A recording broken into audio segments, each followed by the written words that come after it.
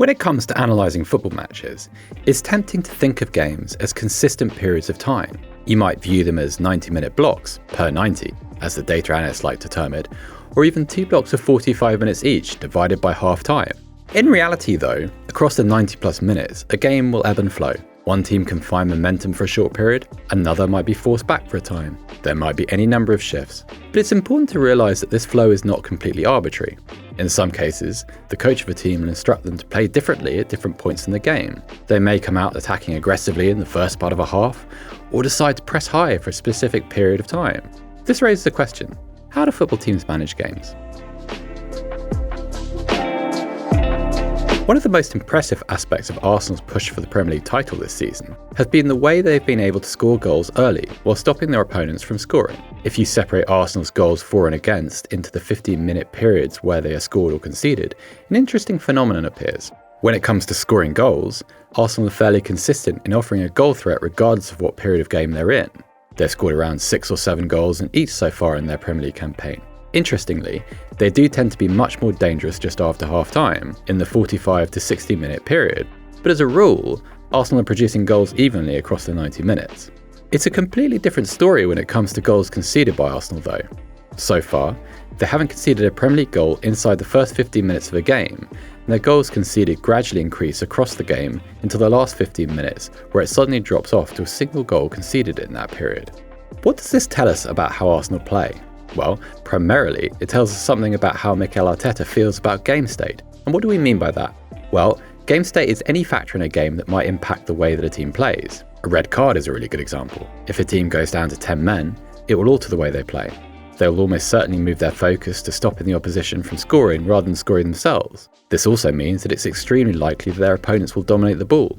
Goals also function as a factor on game state. A team who are winning will usually take fewer risks than a team losing. The more goals you are losing by, the more risks you will take. It seems that Mikel Arteta is aware of the impact of goals on game state. So far this season, Arsenal scored the first goal in 14 of their 19 games. This means that, in over 70% of their games, they're able to enter a game state which allows them to take fewer risks. Of course, scoring first could just be down to luck, but when you look back at the time periods where Arsenal is scoring and conceding, it becomes clear that Arteta is encouraging his team to play differently in different periods of the game.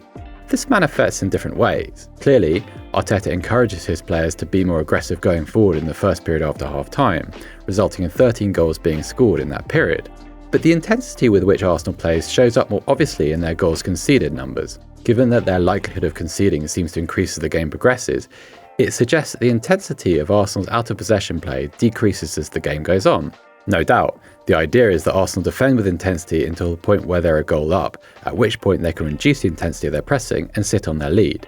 Interestingly, the drop-off for goals conceded in the last 15 minutes correlates with the tendency for Arteta to switch to a back three late on in games and have his team sit a little deeper.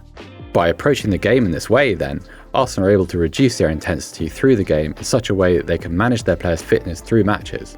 If they front-load the intensity, they can attempt to enter a positive game state as early as possible and then save themselves later in the game.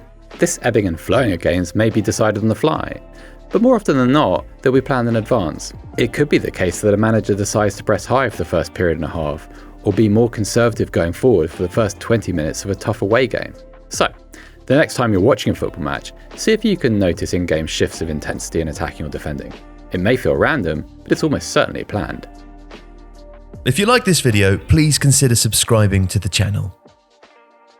The Athletic is home to some of the world's best sports journalists, including journalists dedicated to each Premier League team, so every fan gets the coverage they deserve, not just the big clubs. And you can try it for free now for 30 days. See the link in the description.